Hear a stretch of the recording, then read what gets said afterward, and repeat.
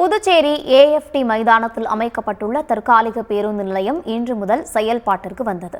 புதுச்சேரி பேருந்து நிலையம் தற்போது ஸ்மார்ட் சிட்டி திட்டத்தின் கீழ் 38 கோடி ரூபாய் செலவில் புதுப்பிக்கப்படுகிறது. எனவே புதுச்சேரி பேருந்து நிலையத்தை கட்டுமான பணி முடியும் வரை அனைத்து வழித்தட பேருந்துகளும் கடலூர் சாலையில் உள்ள ஏஎஃப்டி மைதானத்தில் அமைக்கப்பட்டுள்ள தற்காலிக பேருந்து நிலையத்திலிருந்து இயக்கப்படும் என்று ஏற்கனவே தெரிவிக்கப்பட்டது. அதன்படி இன்று முதல் தற்காலிக பேருந்து நிலையம் செயல்பாட்டிற்கு வந்தது.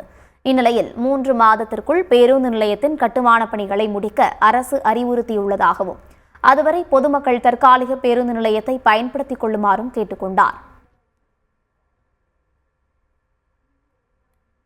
எங்களோட ரிக்வெஸ்ட் பொதுமக்களுக்கு அந்த பஸ் ஸ்டாண்டுக்கு பதிலாக இங்கே வந்து இந்த தற்காலிக பேருந்து நிலையத்தை பயன்படுத்துமாறு கேட்டு. கடைகள் இன்னும் கொண்டாடல. டாய்லெட்ஸ் இருக்குது, 3 இடத்துல ஆர்ஓ யூனிட்ஸ் இருக்குது, ஆட்டோவுக்கு தனியாக ஸ்டாண்டு, டெம்போக்கு தனியாக ஸ்டாண்டு, 2 வீலர் ஸ்டாண்டு தனியாக இருக்குது. போலீஸ் வந்து ப்ரொடெக்ஷன் வந்து கம்ப்ளீட்டாக போட்டிருக்கோம். தற்காலிக பேருந்துன்றனால இந்த அளவு தான் நம்மளால் செய்ய முடியும். சில அசௌகரியங்கள் இருக்க தான் செய்யும். அதில் தேவையானதெல்லாம் நாங்கள் வந்து செஞ்சு கொடுக்கறதுக்கு ரெடியாக இருக்கோம்.